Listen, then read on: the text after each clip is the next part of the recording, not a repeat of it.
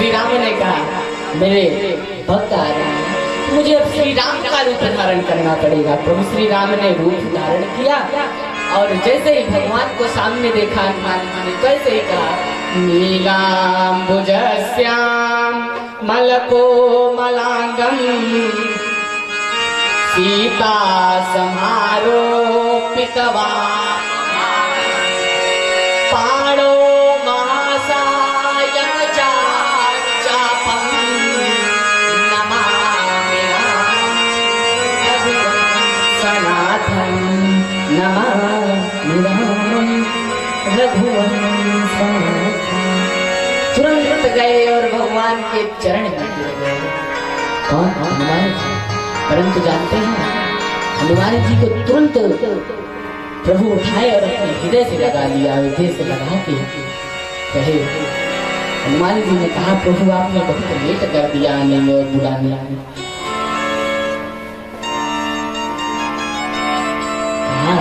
आप बहुत लेट कर दिए आने में और मुझे बुलाने में।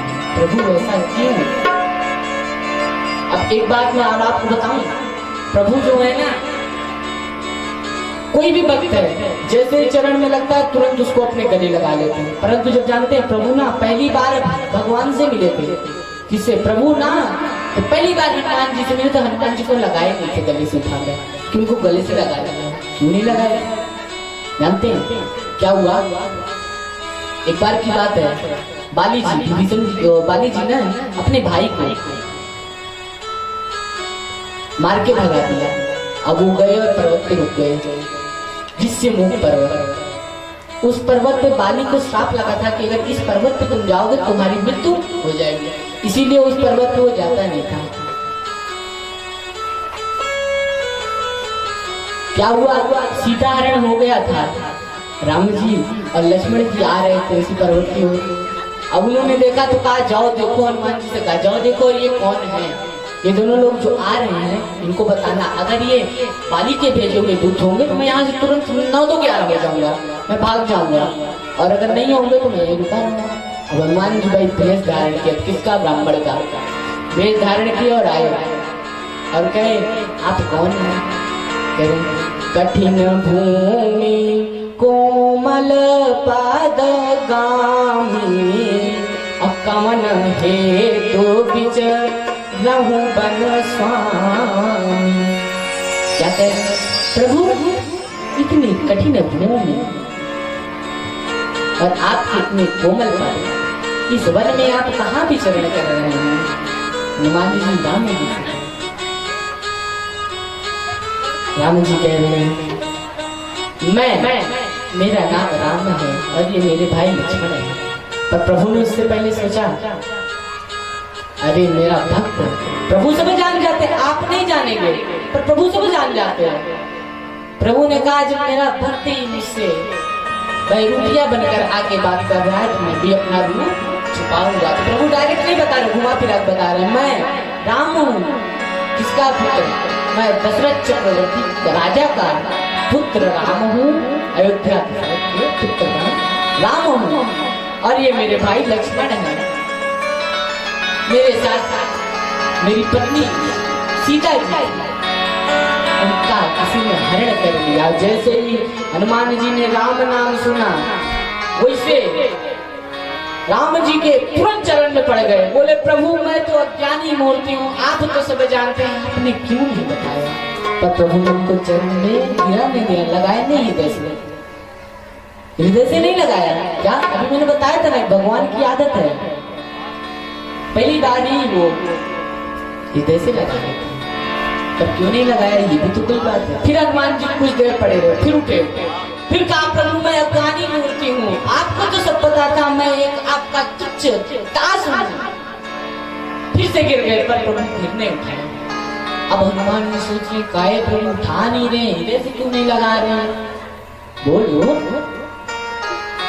तो हनुमान जी फिर उठ गए और हनुमान जी को याद आया कि प्रभु को तो बहरूपिया रूप पसंद ही नहीं है, भगवान को बहरूपिया रूप नहीं पसंद है। हनुमान जी तुरंत अपने असली रूप में आए, तुरंत चरण पकड़े, जैसे चरण पकड़े वैसे ही हृदय से लगा लिए हनुमान जी को उठाकर। श्री राम ने तुरंत हृदय को दिया हनुमान जी को। हनुमान जी को कहा मैं तुमसे तुम्हें ना लक्ष्मण से दुगना प्यार करता हूँ, मैं लक्ष्मण से दुगना तुमको मानता हूँ। अब सोचिए कि जो उनसे ये साथ बचपन से रहा है, बचपन से अभी तक रहा है, 14 वर्ष के लिए वनवास को भी उनके साथ आ गया, फिर भी उनके सामने कह रहे मैं तुमको दुगना प्यार करता हूँ, तुमको बुरा लगना चाहिए ना। यहाँ प्रश्न उठा नहीं। अब ऐसा क्यों? एक अर्थ देता हूँ।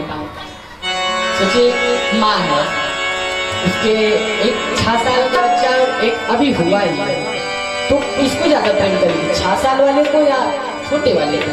आप ही बताइए, बोलो। छोटे वाले क्यों करेगी? क्योंकि वो अभी छोटा है। अब ये कहिए कि जो बड़ा है वो 6 साल से फिर भी उसे प्रेम नहीं कर रही है, उसे प्रेम किया है, उसको प्रेम किया, उसके लाड प्यार किया, उससे भी प्रेम करती है। पर सबसे ज्यादा ध्यान अभी किसका रखना है? छोटे वाले का, क्योंकि वो भी नादान है, वो कुछ जानता नहीं है। प्रभु श्री राम ने कहा मैं तुमको दुगना प्यार करता हूँ। हनुमान जी अपने भेष में आए और बाली जी के भाई पास ले गए और उनसे बात है। हनुमान जी को तुरंत हृदय लगाया। तब हनुमान जी ने देखा कि इतनी सारी स्त्रियां भगवान के पास खड़ी है। कहाँ? द्वारकाधीश के पास। वो राम जी के लिए उनकी सब रानियां थी, वो खड़ी है, पर हनुमान जी को क्या पता। तो प्रभु श्री राम ने कहा तुमको कोई अचंभा तो नहीं हो रहे हो? इतनी स्त्रियां मेरे पास देख के तुमको कुछ लग तो नहीं रहा?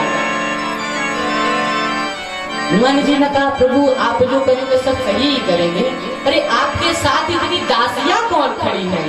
अब सोचिए रुक्मणी इतनी सुंदर और हनुमान जी उनको दासी कह रहे हैं।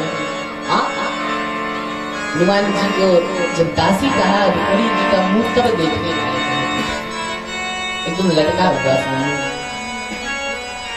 हनुमान जी को जब दासी कहे, हनुमान जी जब दासी कहे, रुक्मणी जी का मुंह देखने लायक। कहा इतनी दासियां आपके पास कौन, और मेरी माँ सीता कहाँ है? कहाँ है मेरी माँ सीता? प्रभु तब तक मेरी माँ सीता अंदर से फल की टोकरी लेके आते हैं और माँ को देखते ही तुरंत माँ के चरण में पड़ गए और बोले माँ आप अभी तक कहाँ थी? माँ ने तुरंत उनको फल की टोकरी दी। तो याद आया कि फल की टोकरी खाने जब गए, फल फ्रूट खाने लगे, तो याद आया कि मैं तो सुदर्शन चक्र को अपने मुख में स्थान दिया। तुरंत सुदर्शन चक्र को अपने मुख से निकाले। तो प्रभु ने कहा ये संयोग कब हुआ, ये प्रसंग कब हुआ कि तुम आप इनको अपने मुख में स्थान कर दिए?